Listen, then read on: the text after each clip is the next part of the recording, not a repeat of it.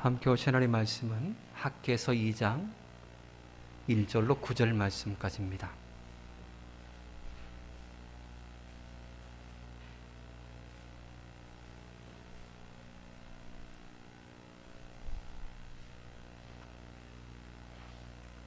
학개서 2장 1절로 9절 말씀까지입니다.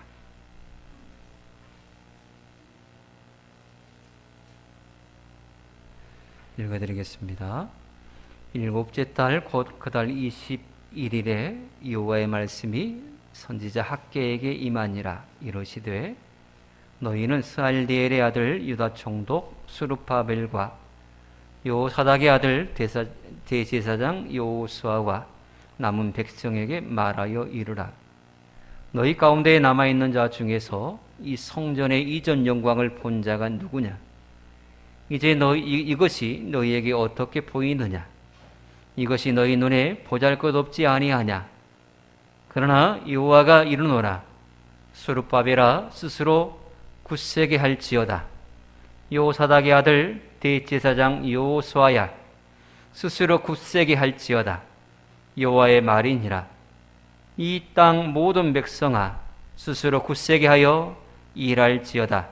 내가 너희와 함께하노라. 만군의 여호와의 말이니라.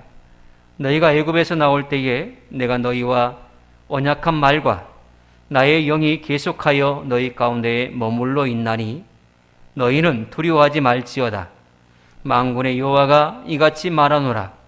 조금 있으면 내가 하늘과 땅과 바다와 육지를 진동시킬 것이요 또한 모든 나라를 진동시킬 것이며 모든 나라의 보배가 이르리니 내가 이 성전의 영광이 충만하게 하리라.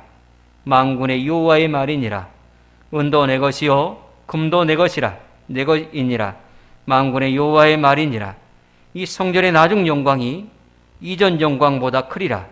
만군의 여호와의 말이니라. 내가 이곳에 평강을 주리라. 만군의 여호와의 말이니라. 아멘. 오늘 하나님께서는 이스라엘 백성들에게 평강과 축복을 약속하고 계십니다. 하나님께서 이 시간 여러분들에게도 평강의 복을 부어주시기를 축복합니다. 하나님께서 우리를 얼마만큼 사랑하시고 얼마만큼 복 주시기를 원하시는지에 대해서 하나님께서 제사장들을 세우시고 그들에게 백성을 축복하라, 이렇게 축복하라 라고 말씀하시며 그렇게 축복할 때에 내가 이렇게 복 주겠다라고 하시는 내용이 민수기서 6장 24절 이하에 나옵니다. 화면을 한번 띄워주실래요? 우리 같이 하나님께서 우리에게 어떤 복을 주시기를 원하시는지 우리 입술로 같이 고백해 보기를 원합니다. 시작. 여호와는 내게 복을 주시고 너를 지키시기를 원하며 여호와는 그의 얼굴을 내게 비추사 은혜 베푸시기를 원하며 여호와는 그 얼굴을 내게로 향하여 드사 평강 주시기를 원하노라 할지니라. 그들은 이같이 내 이름으로 이스라엘 자손에게 축복할지니 내가 그들에게 복을 주리라. 아멘.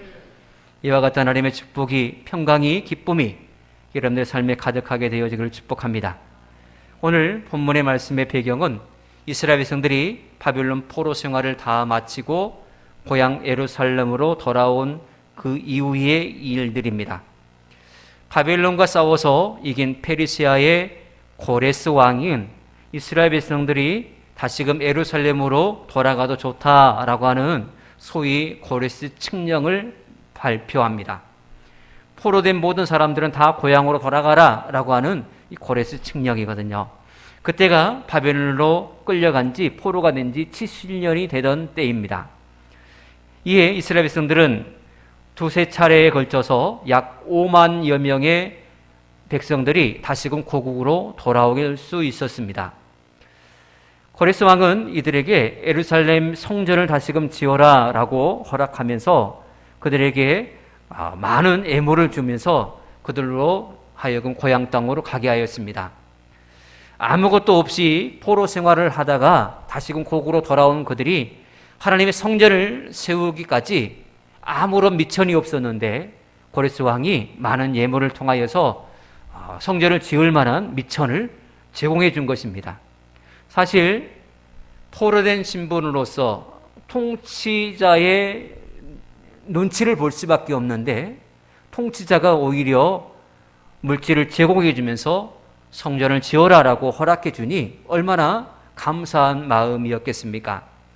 이스라엘 백성들은 처음에 그런 마음으로 성전 짓기를 시작했습니다.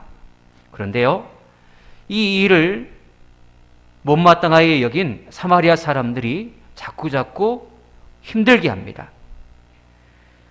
성전을 짓고 있는 과정 가운데 고레스 왕이 죽었어요. 페르시아 제국이 정치적인 큰 혼란을 겪은 시기가 되었습니다. 그때에 사마리아 사람들이 자꾸 모함을 합니다.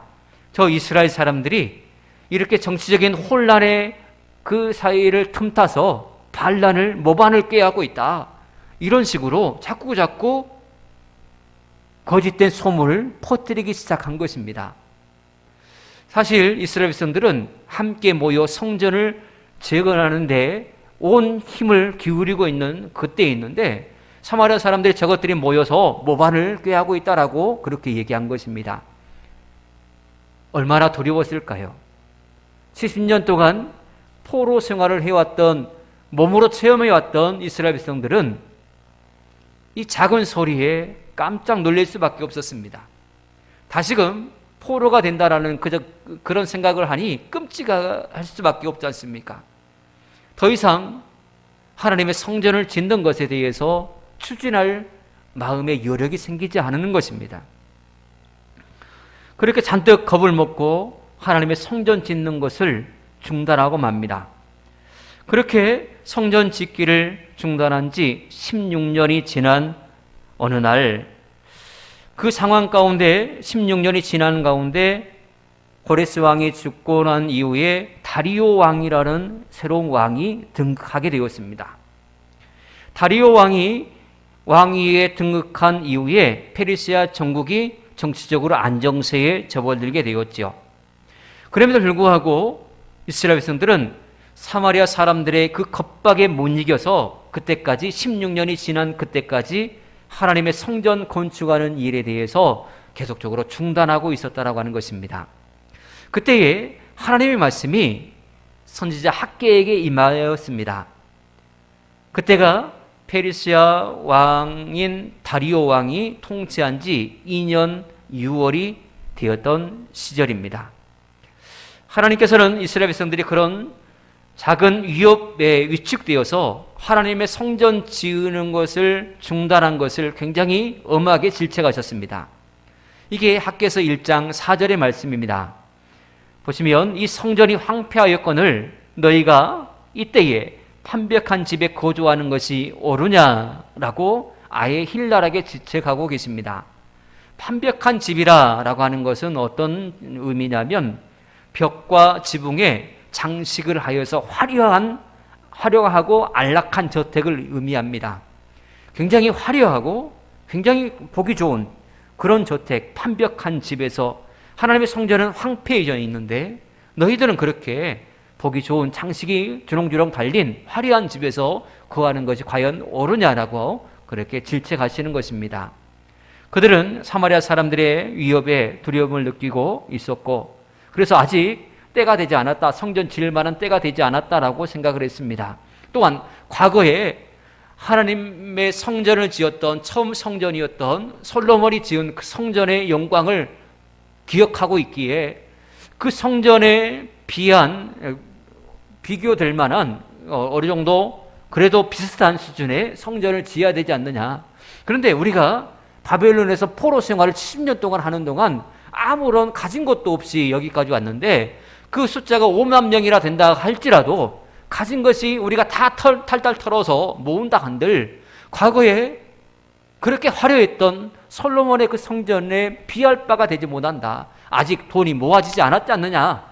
그래서 아직 정치적으로도 사회적으로도 시기가 아니고 물질적으로도 아직 준비되지 않는 상태이기 때문에 아직 성전 지을 시기가 되지 않았어. 무려 16년이 지난 시점에도 그런 생각에 빠져 있었던 것입니다. 그때에 하나님께서는 그들의 그런 모습을 보면서 게으름을 피고 있다라고 지적하고 계시는 것입니다. 그들은 하나님의 일보다 자신의 일이 우선이었습니다. 하나님의 일을 감당하기보다는 자신의 일이 오히려 더 급해 보였던 것이지요. 주의 일을 감당하다가도 집에 무슨 일이 있으면 다 제껴버리고 집으로 뽀로로 달려갔던 그들입니다. 그들의 이중적이고 위선적인 신앙을 하나님께서는 신랄하게 비판하고 계시는 것입니다. 질책하고 계시는 거예요. 여러분, 그렇죠. 어떤 이들은 그렇습니다. 내가 있어야 하나님도 있고 내 가정이 있어야 하나님도 있고 교회도 있는 것 아니냐. 굉장히 바람직해 보이고 정상적이고 합리적인 것 같은 그런 주장을 합니다. 그러나 우리 예수 믿는 사람, 특별히 하나님의 은혜로 구원받은 우리는 최고의 우선순위에 무엇을 두며 살아야 되는 것일까요? 하나님은 항상 당신을 가장 높은 곳에 최우선순위에 놓기를 간절히 원하시고 계십니다. 그래서 우리로 하여금 합리적인 생각을 가지고 그래도 내 몸이 건강하고 내가 좀 평안해야 하나님도 있고 하나님도 섬기고 교회도 섬기지 라고 할 때에 하나님보다 더 우선시되던 내 몸의 평안, 이것을 하나님께서는 꺾어버리십니다. 그래서 하나님을 가장 높은 곳에 두게 하십니다. 하나님보다 더 우선시 여기는 것들, 그걸 하나님은 절대로 용납하시지 않습니다.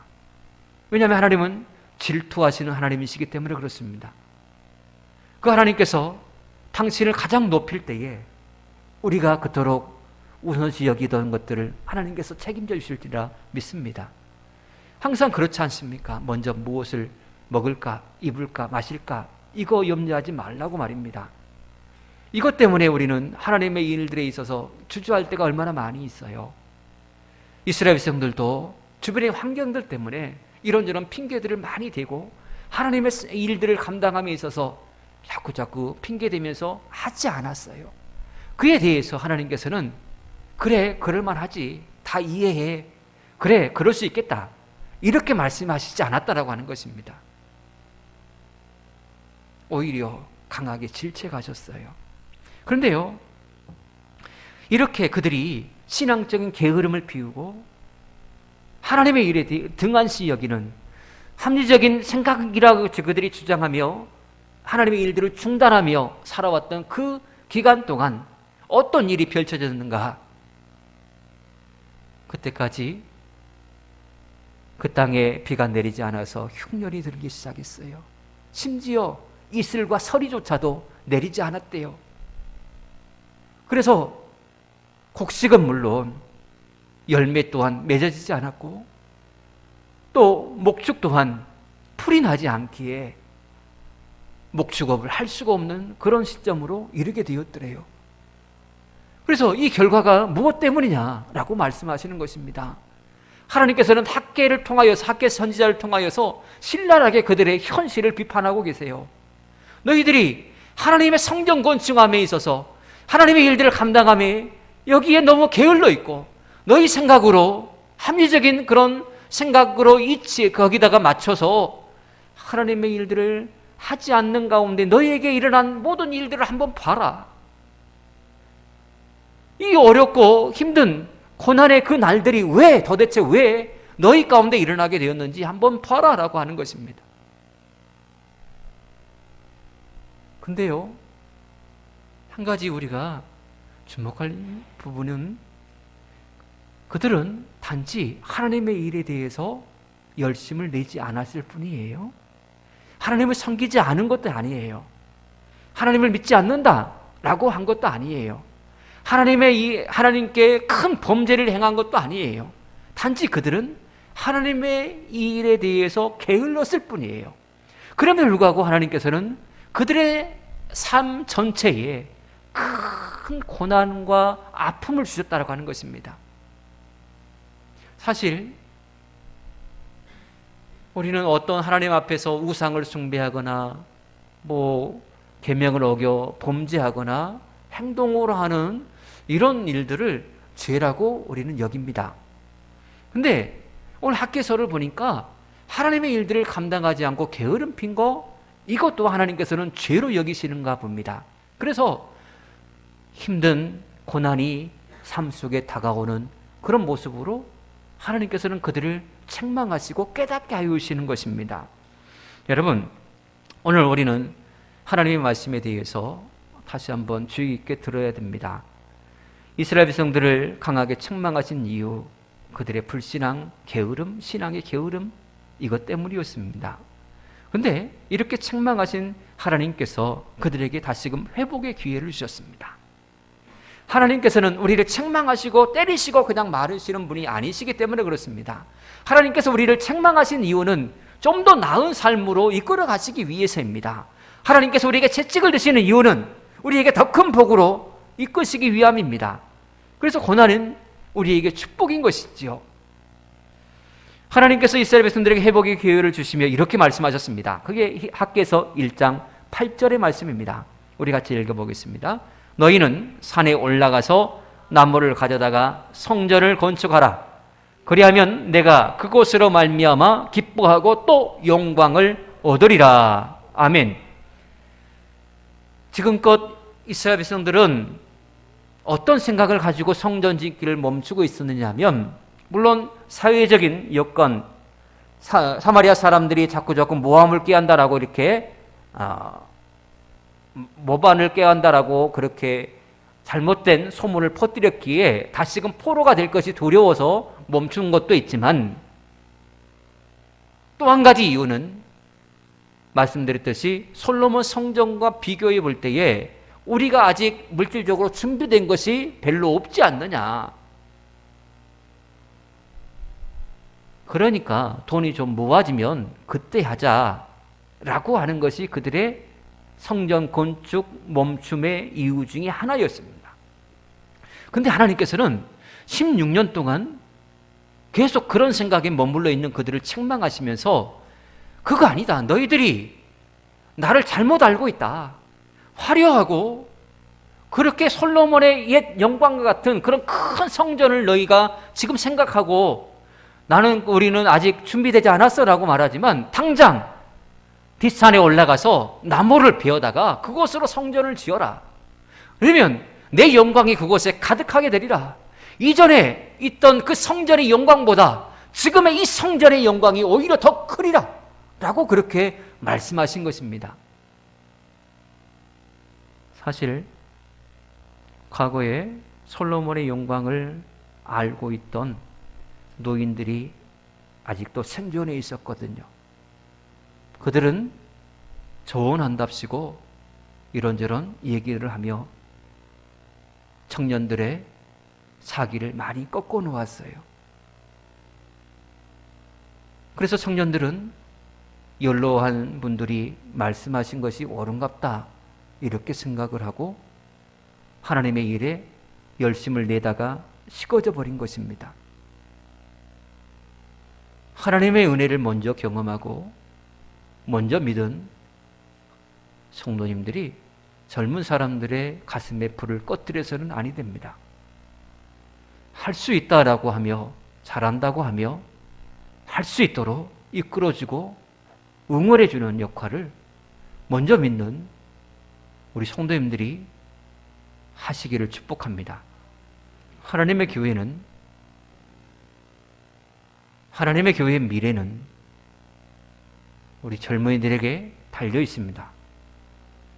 여러분들이 젊은 분들을, 우리 청년분들을, 또 하나님의 일들을 감당할 주에 예비된 일꾼들을 전심으로 후원하고 격려하고 응원해 주셔야 우리 교회의 미래는 박다할 것입니다. 그런데 이스라엘 백성들은 먼저 나이 드신 분들이 이런저런 부정적인 얘기들을 퍼뜨림으로 말미암아 젊은이들이 일을 하지 않았다라고 하는 것입니다. 그래서 아직 안 된다, 아직 때가 안 됐다 이런 생각으로 자꾸 침체되어 있는 그들의 모습이었습니다. 도저히 하나님은 보실 수가 없었어요. 그대로 내버려 두실 수가 없었어요. 하나님의 교회가 흥황하고 하나님의 교회가 성령이 충만하여 뜨겁게 활발 타올라야 됨에도 불구하고 자꾸 심령이 식어져 버린 그 모습을 어찌 하나님께서 내버려 두시겠습니까? 강한 어조로 책망하시면서까지 하나님은 다시금 불을 지피기를 원하셨습니다. 이렇게 다시금 하나님께서 산에 올라가 나무를 베어다가 성전을 지어라라고 하시는 것에 대해서 그들은 순종했습니다. 왜냐하면 학계 선지자를 통하여서 명확하게 말씀하셨잖아요. 지금 16년 동안 너희들이 이런저런 핑계로 성전 건축을 하지 않은 그 결과가 지금 무엇이냐? 삶 속에서 여러 가지 기근이 들면서 피폐해야 하는 그런 상황의 모습이 결국은 신앙의 게으름 때문에 일어난 것이다. 그래서 이제 다시금 회복의 기회를 줄 텐데 산에 올라가서 나무를 베어다가 성전을 지어라. 그러면 다시금 내 영광이 이곳에 가득하게 되리라 라고 하시는 이 말씀에 대해서 그들은 복음으로 들었습니다. 왜냐하면 그들은 포로 생활에 돌아와서 황폐해진 예루살렘 전역을 다시금 재건하는 그 일도 너무나 벅차 있었거든요. 아무것도 준비되지 않고 예비되어 있지 않는 그들의 삶 가운데 가뭄까지 겹쳐 있으니 얼마나 공고함에 있었겠습니까? 그때 하나님께서 말씀을 주셨을 때에 그들에게는 복음으로 들렸습니다. 그래, 이렇게 해야 살겠다. 그래, 이렇게 해야 하나님의 축복이 우리에게 임하여서 나도 살고 내 자녀들도 살고 이 나라가 살겠구나. 다른 방법이 없었어요. 그들은 오직 하나님의 말씀에 귀를 기울였고 그 말씀대로 그대로 행하였습니다. 과거에는 이런저런 이유 때문에 못해요, 안 해요, 아직 안 돼요 이렇게 핑계대었던 그들이 즉각적으로 산에 올라가서 나무를 베어다가 순종할 수 있었던 이유가 바로 여기에 있었다라고 하는 것입니다. 하나님은 너무나 정확하게 그때를 아시고 그때 말씀을 주신 것입니다. 그들이 산에 올라가서 나무를 베어 하나님의 성전을 통나무로 짓기 시작합니다. 짓기 시작한 지 한 달쯤 되었을 때에 하나님의 말씀이 선지자 학개에게 임하였습니다. 한 달쯤 지났을 때에 성전을 짓기 시작한 지 한 달이 될 쯤의 모습은 어떠했을까요? 이제 기소나 잠깐하고 뭐 통나무 몇 개, 기둥 몇 개만 세웠을 그 시기지 않습니까? 건축을 할 때에 한 달 정도 지난 그 모습을 상상해 보고 완성이 된 상태가 아니라 이제 막 시작 단계에 있는 그런 상태입니다. 그때에 하나님께서 선지자 학개를 통하여서 이스라엘 백성들을 축복하시고 그들을 통하여서 하실 일들에 대해서 너무나 감격스러운 장면을 오늘 학개서를 통하여서 오늘 본문을 통하여서 우리에게 주시고 계십니다. 그게 6절부터 9절의 말씀이에요. 우리 같이 하나님의 음성을 들어보기를 원합니다. 같이 읽겠습니다. 만군의 여호와가 이같이 말하노라. 조금 있으면 내가 하늘과 땅과 바다와 육지를 진동시킬 것이요 또한 모든 나라를 진동시킬 것이며 모든 나라의 보배가 이르느니 내가 이 성전의 영광이 충만하게 하리라. 만군의 여호와의 말이니라. 은도 내 것이요 금도 내 것이니라. 만군의 여호와의 말이니라. 이 성전의 나중 영광이 이전 영광보다 크리라.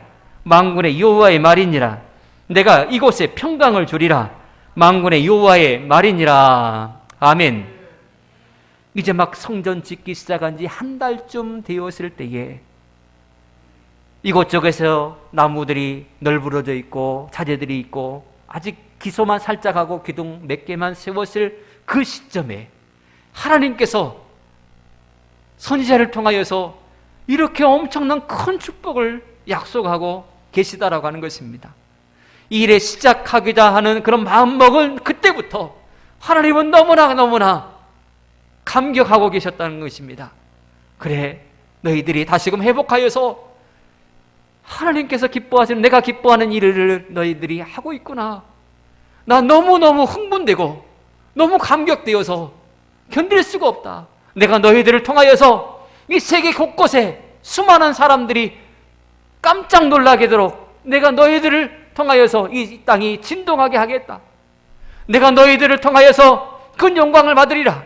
지금 너희들이 생각하기에는 이 통나무 성전이 예전에 솔로몬의 성전과는 비교되지 않을 만큼 초라하고 작아 보이지만 내가 이곳에 내 영광을 가득하게 하리라. 이전의 영광보다 더 큰 영광을 내가 이곳에 임하게 하리라 라고 하나님께서 그렇게 약속하고 계십니다. 하나님의 마음이 느껴지십니까? 왜 하나님께서 그렇게 그들의 그 성전 짓기 시작하는 그 초입 단계에 있을 때부터 그들을 마음껏 이렇게 사랑하시고 축복하시는 말씀을 하시는 것일까요? 그것은 하나님은 하나님의 성전을 짓는 그 일에 열심을 다하는 모든 성도님들의 그 마음 중심을 보고 계셨기 때문입니다. 성전의 화려함, 그건 하나님이 보시지 않아요. 원래 얼마나 많은 교회들이 화려함에 푹 빠져가지고 무조건 크게를 외치고 있어요. 아니요. 하나님께서 보시는 것은 큰 교회, 작은 교회, 크고 작음의 문제가 아닙니다. 하나님은 여러분들의 마음을 받고 계십니다. 하나님의 교회에 하나님의 일들을 감당하는 여러분들의 마음 말입니다. 그것을 보시고 하나님은 감격해 하십니다. 하나님을 향한 성도들의 열심, 하나님을 향한 감사와 경배의 마음, 이것을 보시는 거예요. 하나님께서 보시는 것은 외형의 화려함이 아닙니다. 내면 중심에 그 마음에 담겨져 있는 감사와 사랑을 보신 것입니다. 근데요, 오늘 6절부터 9절 말씀을 다시 한번 보시면 거기에 보면 반복된 단어들이 계속적으로 나오고 있는 것을 볼 수 있습니다. 어떤 말입니까?